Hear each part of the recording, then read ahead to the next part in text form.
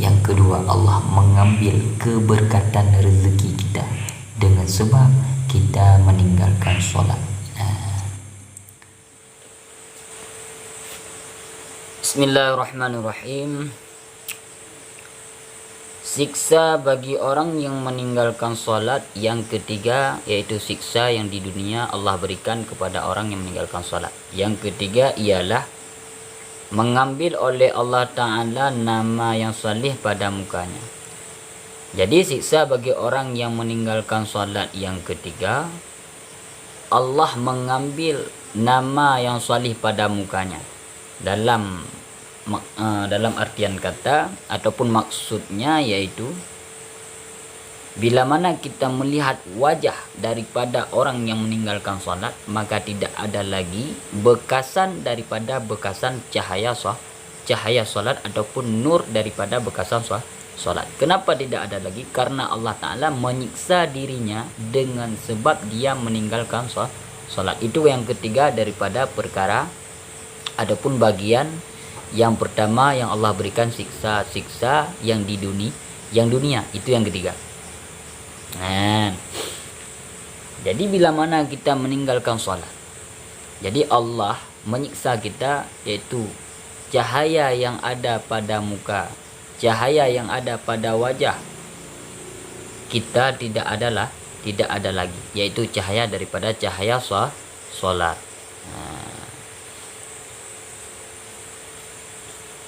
Itu yang ketiga. Jadi contohnya seperti ini. Seandainya kita pandang walaupun wajah orang tersebut dengan wajah bersih, dengan wajah cerah, dengan wajah putih, tetapi bila mana wajah tersebut tidak ada lagi bekasan daripada bekasan solat ataupun cahaya daripada cahaya bekasan solat tersebut, berarti orang tersebut meninggalkan solat. Tapi orang yang selalu dalam perkara-perkara, yaitu selalu mengerjakan solat, selalu mendirikan solat, walaupun wajahnya hitam, wajahnya tidak putih, tetapi nampak pada wajahnya yaitu cahaya daripada cahaya orang yang soleh, adapun nama yang soleh, adapun cahaya daripada bekasan solat. Maka dari karena itu jangan pernah kita meninggalkan solat. Kalau kita meninggalkan salat, nama yang salih pada muka kita akan diambil oleh Allah Ta'ala. Itu siksa yang ketiga bagi orang-orang yang meninggalkan salat perkara di dunia. Adapun bagian yang pertama, siksa-siksa bagi orang meninggalkan salat yang di dunia. Sedangkan yang keempat, yaitu siksaan bagi orang yang meninggalkan salat di dunia, yaitu tiada terpelihara agama Islam. Jadi Allah mengambil ataupun Allah menyiksa dirinya, yaitu dengan diberikan oleh Allah Ta'ala kepada diri orang-orang yang meninggalkan salat, yaitu tidak lagi terpelihara daripada agama Islam. Maka banyak orang-orang yang selalu dia kekal tidak melaksanakan salat, terjerumus ke dalam murtad, terjerumus ke dalam kekafiran. Karena kenapa? Karena agama Islam dia tidak terjaga. Karena Allah Ta'ala menyiksa dia dengan tidak menjaga agama Islam yang dia pegang. Sebab dia selalu meninggalkan salat, maka bahaya bagi orang-orang yang meninggalkan salat.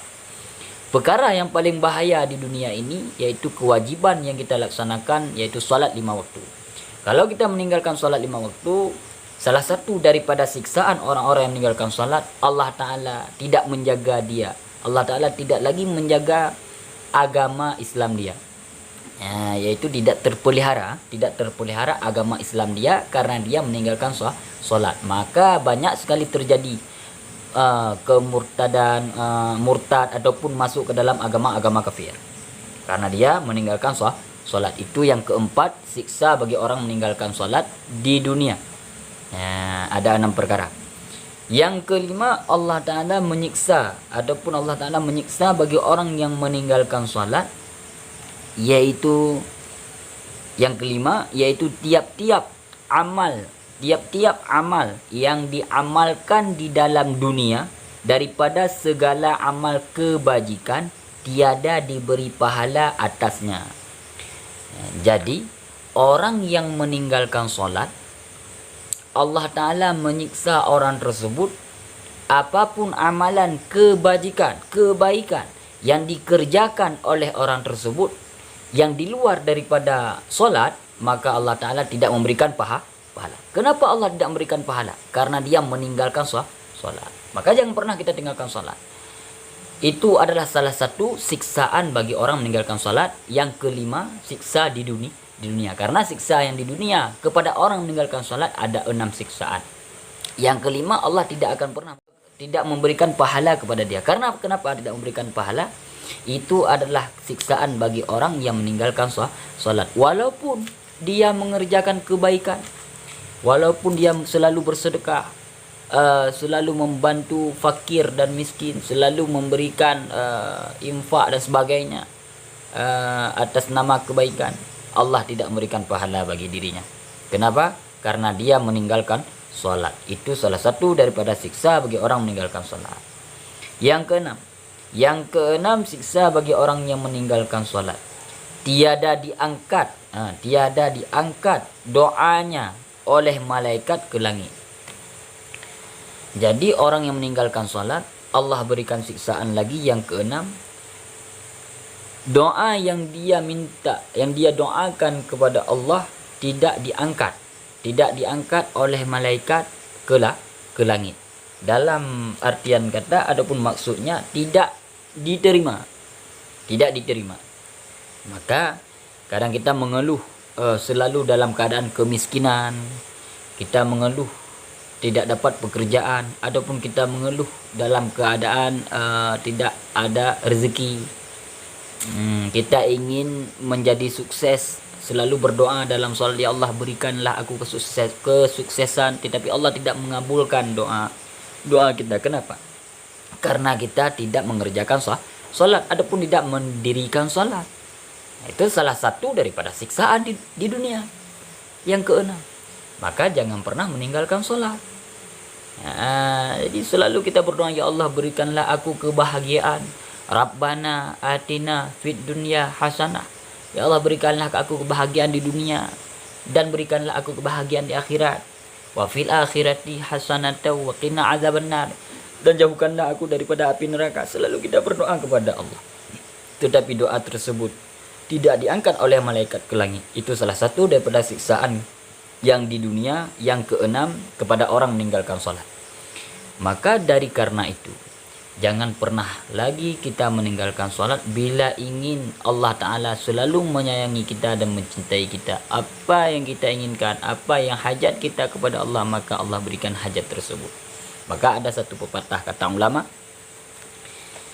Seorang ulama yang bernama Waqi, dia berkata kepada dua anaknya, wahai anakku, bila engkau ingin kepada Allah, maka berhajatlah engkau kepada Allah sebesar-besar hajatmu. Jadi kalau kita ingin kepada Allah, hajatlah keinginan kita kepada Allah sebesar-besar hajat kita. Selalu dalam beribadah, jangan pernah meninggalkan salat 5 waktu, berpuasa, memberi zakat dan sebagainya.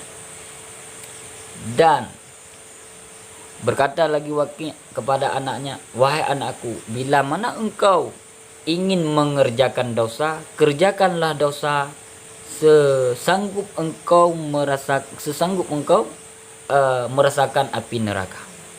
Jangankan api neraka, api daripada korek saja tidak bisa kita tahan. Maka dari karena itu, yang diperintahkan oleh Allah Ta'ala, yang diutuskan oleh Rasulullah, marilah kita sama-sama mengikuti perintah Allah dan perintah baginda Nabi besar Muhammad SAW untuk menuju kepada keridhaan Allah, Allah. Yang pertama, pondasi Islam yaitu solat. Solat jangan pernah ditinggalkan. Sebelum kita masuk kepada mengerjakan solat, terlebih dahulu kita wajib menuntut ilmu tentang masalah mengerjakan solat. Setelah kita menuntut ilmu tentang masalah mengerjakan solat, masuk waktu solat, lalu kita kerjakan solat tersebut dengan ilmu tersebut. Kenapa? Kalau kita tidak ada ilmu dalam mengerjakan sholat, maka Allah tidak menerimakan sholat kita. Kenapa tidak menerimakan sholat? Ataupun bisa kita katakan tidak sah sholat. Kenapa? Karena barang siapa yang beramal tanpa ilmu, Allah Ta'ala tidak menerima amal tersebut. Man ya'mal, barang siapa yang beramal la bil ilma, tidak dengan ilmu, adapun tidak dengan ilmu, man ya'mala, barang siapa yang beramal la bi ilma, dengan hana ilmu, dengan tiada ilmu, mardudatun la tuqbal, menolak dan tidak menerima oleh Allah Ta'ala. Itu adalah siksa-siksa bagi orang-orang yang meninggalkan sholat yang Allah berikan di dunia. Ada 6 perkara. Telah kami sebutkan. Yang pertama, kita disiksa oleh Allah bila mana kita meninggalkan sholat. Bila mana kita meninggalkan sholat, Allah Ta'ala menyiksa kita dengan 6 siksaan yang Allah berikan di dunia. Lain lagi nanti Allah berikan 3 siksaan di saat kita sakaratul maut. Lalu Allah berikan siksaan lagi di saat kita di alam kubur. Lalu Allah berikan lagi siksaan di saat kita di datangnya hari kiamat. Adapun waktu saat kita bertemu dengan Allah. Itu 3 perkara lagi. Jadi yang pertama, siksa bagi orang yang meninggalkan salat di dunia, yaitu Allah mengambil keberkatan umur. Yang kedua, Allah Ta'ala mengambil keberkatan rezeki. Yang ketiga, Allah Ta'ala mengambil nama yang solih pada mukanya. Yang keempat, tiada terpelihara agama Islamnya. Yang kelima, amal-amal kebaikan yang kita kerjakan tidak diberi pahala. Dan yang keenam, doa-doa yang kita doakan kepada Allah tidak dinaikkan oleh malaikat ke langit.